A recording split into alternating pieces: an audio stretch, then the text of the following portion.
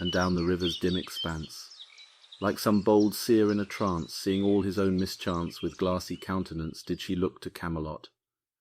And at the closing of the day, she loosed the chain, and down she lay.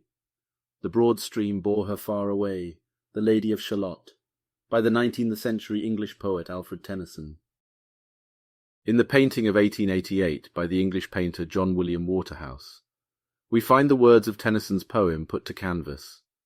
Over the course of several years, Waterhouse would portray 3 versions of the poem, each uniquely different from the other. The 1888 version is one of the best-known works of art by him, and the first of the series.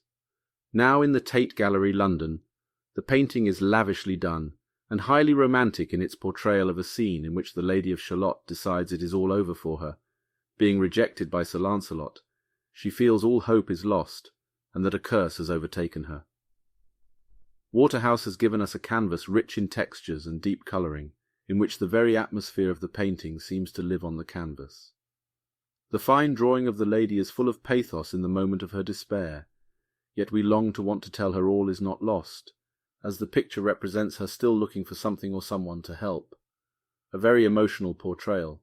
It's one that lingers in the mind, and is overall very satisfying as a work of art.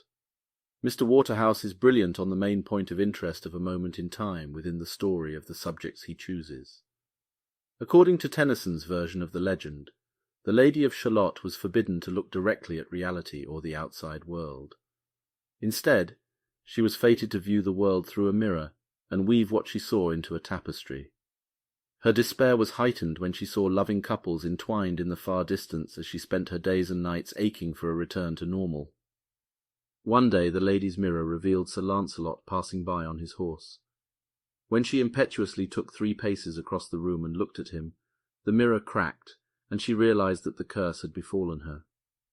The lady escaped by boat during an autumn storm, inscribing "The Lady of Shalott" on the bow. As she sailed towards Camelot and certain death, she sang a lament. Her frozen body was found soon afterward by the knights and ladies of Camelot, one of whom is Sir Lancelot, who prayed to God to have mercy on her soul. If we look at his other works of similar high drama, we find the painting Mariam Leaving the Judgment Seat of Herod, 1887. A large canvas, wholly compelling, the composition cleverly orchestrated at the highest moment of tension to her fate. Looking back, pausing as she descends the stairs, a troop of onlookers behind her, pictorially brilliant, adds additional impact to the picture. John William Waterhouse was born in Italy in 1849 to English parents who were both painters. Later they moved to London, where he enrolled in the Royal Academy of Art. He soon began exhibiting at their annual exhibitions, focusing on the creation of large canvases depicting scenes from daily life and mythology of ancient Greece. His work was highly priced and eagerly sought after, though he spent a good deal of time in their production prior to debut. Very little is known of Waterhouse's private life. Only a few letters have survived, and thus, for many years, his pictures were the only clues. The identity of his models has been a mystery. However, it appears that Mary Lloyd, Lord Leighton's favourite model in his masterpiece, Flaming June, posed for Waterhouse. His female subjects were a distinct and favourite type he looked to paint. It's been stated, "For the claim to be an artist rests on a deeper perception and a greater sensibility to beauty, whatever shape it may assume.